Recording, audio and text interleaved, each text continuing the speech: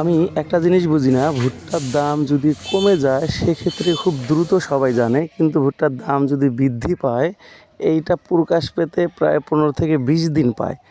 এইটা আসলে কিভাবে দূর করা যায় এই কারণেই কিন্তু আমি মূলত ভিডিও তৈরি করি। কিন্তু আপনারা যদি একটু কমেন্ট করেন সেক্ষেত্রে কিন্তু সবার জন্যই ভালো হয়।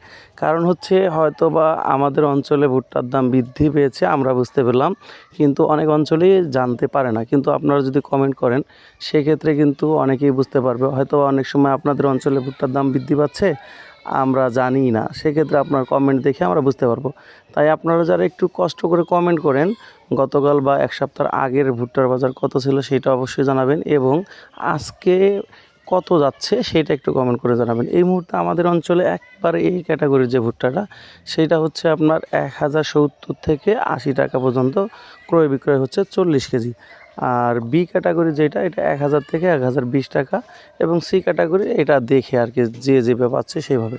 আর কাঁচা ভুট্টা এই মুহূর্তে আমাদের অঞ্চলে একেবারেই নেই, তাই কাঁচা ভুট্টার বাজার একদম আপডেট নেই। আপনাদের অঞ্চলে এই মুহূর্তে সব মিলে কত করে বাজার যাচ্ছে, এবং নগদ টাকা পাচ্ছেন কিনা, বা ভুট্টার প্রতি সন্তুষ্ট কিনা, এ টু জেড যদি একটু কমেন্ট করতেন। আরেকটা বিষয় সেটা হচ্ছে ভিডিও আসলে রেগুলার না দেওয়ার আরেকটি কারণ হচ্ছে আমার দ্বিতীয় সন্তান হয়েছে, আপনারা জানেন। এই কারণে একটু সময় কম পাচ্ছি। সব মিলে আসলে আপনাদের সাথে সময় দেওয়াটা একটু কষ্টকর হচ্ছে, তবে চেষ্টা করতেছি। তবে আমি কিন্তু রেগুলার ভুট্টা ক্রয় করতেছি এবং ঘরে রাখতেছি। আমি সর্বোচ্চ 2 থেকে 3 মাস আশাবাদী এর মধ্যেই ভুট্টার দাম বাড়বে। এ কারণে আমি পর্যাপ্ত ভুট্টা এবার ক্রয় করে রাখতেছি, যেটা এর আগে কখনোই করিনি। আল্লাহ ভরসা। আপনাদের কী অবস্থা একটু জানাবেন।